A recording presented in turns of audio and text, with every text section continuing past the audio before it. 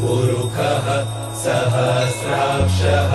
सहस्रपात स भूमिगुं सर्वतः स्फूर्त्वा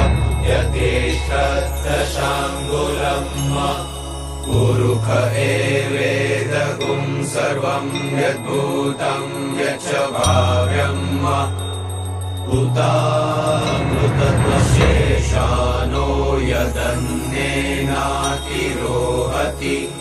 एतावानस्य महिमातो जायास्य पुरुखः पादोऽस्य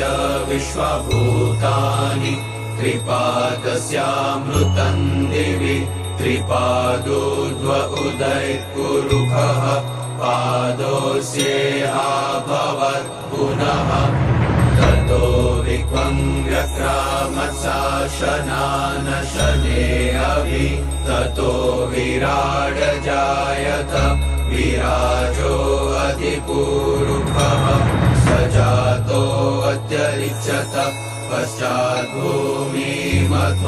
पुरः तस्माद्यज्ञात् सर्वभूतः संवृतं बृहदाज्यम् पशूंश्चांशक्रे वायव्य नारण्य ग्राम्याश्च ये तस्माद्यज्ञात् सर्वभूतरुचः सामानि जग्निरे छन्दां पुंसि जग्निरे तस्मादजायत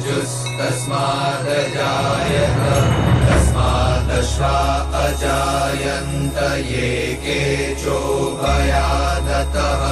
गावो अजग्निरे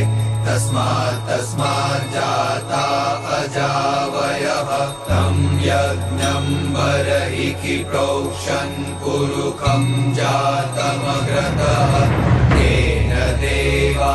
अयजन्त साध्य ऋषयश्च ये यत्पुरुखं व्यददुः कतिधा व्यकल्पयन्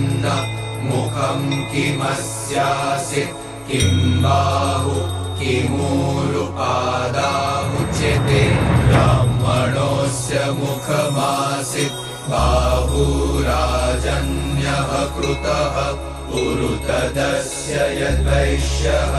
पद्म्याङ्गुं शूद्रो अजायत चन्द्रमा मनसो जातश्चक्षुः सूर्यो अजायत श्रोता